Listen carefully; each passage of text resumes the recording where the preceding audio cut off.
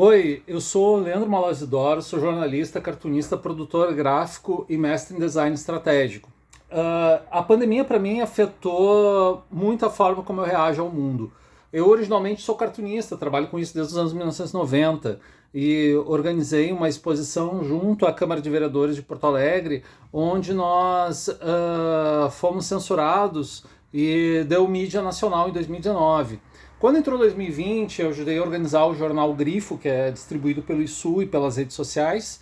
E depois disso, quando a pandemia começou em março, eu tive um choque cultural, porque eu não conseguia mais produzir charges. A tensão política do Brasil estava tão extrema que aquilo estava começando a me fazer muito mal. E aí eu comecei a raciocinar sobre o que a gente estava passando com a pandemia. E acabei me dando conta de que eu, aos 45 anos, eu passei pela transição entre o analógico e o digital. Eu sou de 75, então meu primeiro sonho de consumo era uma máquina de escrever. E ao longo fiz datilografia, só que em vez de trabalhar numa máquina de datilografia, eu trabalhei no computador. Vi a transição da internet, do computador sem internet para o computador com internet. Era muito vinculado a revistas, livros, discos, e de repente tudo se transformou num celular. E pensando nessa transição também, Dostoiévski fala da tua aldeia para ser universal, eu comecei a fazer histórias em quadrinhos de uma única página. Essas histórias em quadrinhos de uma única página, elas têm o objetivo de contar trechos da minha vida e da vida das pessoas que eu conheço de uma maneira muito rápida, de uma página só, me inspirando muito no trabalho de Marcelino Freire, que é um escritor que trabalha muito microcontos, utilizando uma imagem que procura resumir dentro da perspectiva da ilustração, que é uma coisa que eu sei dominar há um certo tempo, e tentar resumir as ideias nessas histórias. Eu estou distribuindo elas pelo Instagram, tenho revistas no ISU, na rede social ISU. Antes eu tinha no Books, onde eu tinha muita divulgação, eu adaptava contos para história em quadrinhos, e agora eu tenho trabalhado isso. Numa primeira etapa, utilizando meu conhecimento junto ao mestrado em design estratégico, eu busquei criar projeção de cenários futuros, projetar cenários do que poderia acontecer pós-pandemia ou durante a pandemia. Eu fiz esse exercício durante um tempo, só que no meu mestrado eu trabalhei formas de leitura das histórias em quadrinhos.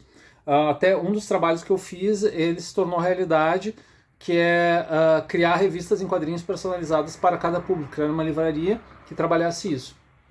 E trabalhasse por demanda esse tipo de conteúdo. E então eu resolvi adaptar meus quadrinhos para o Instagram, e agora eu quero futuramente fazer uma revista sobre isso. Essa aqui é um rascunho dela, ela está no ISU, a revista Quebra-Cabeça, não sei se dá para ver direitinho aqui, mas essa revista ela tem o objetivo de apresentar um pouco dessa ideia, mas se você fores no meu Instagram, tu vai notar isso. Muitas das pessoas que eu estou apresentando aqui são pessoas reais, são pessoas que existiram e que eu procurei apresentar histórias curtas sobre ela, memórias que eu tinha, as maneiras como eu acreditava que elas eram. É bem diferente do que eu fazia, por exemplo, antes disso eu estava fazendo revistas infantis, como essa aqui.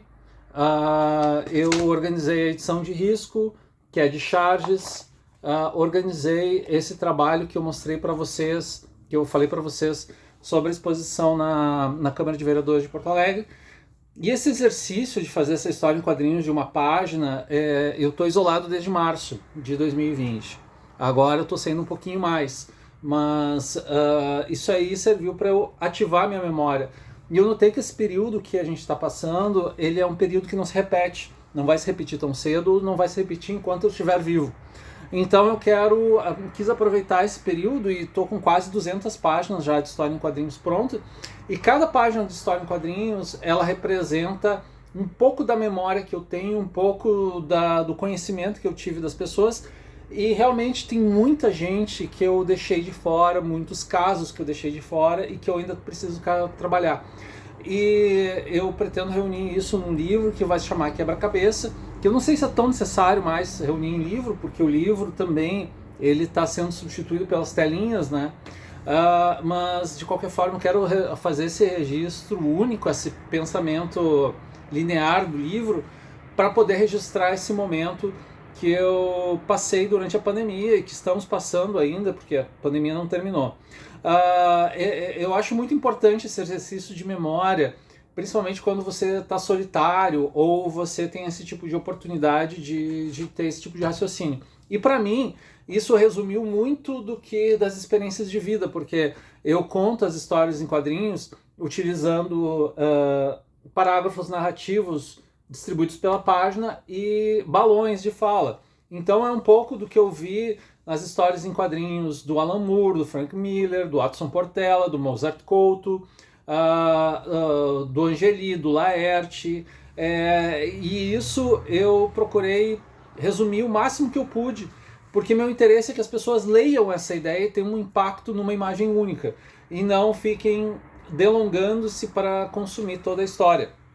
E esse exercício, ele está sendo maravilhoso para mim. Eu acho que cada um tem que encontrar um exercício para si mesmo para tentar compreender isso, para compreender o universo ao qual habitamos. Hoje quem tem 25, 30 anos não entende essa transição que a gente passou. Mas essa transição não foi só de tecnologia, mas ela foi uma transição também de comportamento. Manda um abraço pro pessoal da TVE e muito obrigado.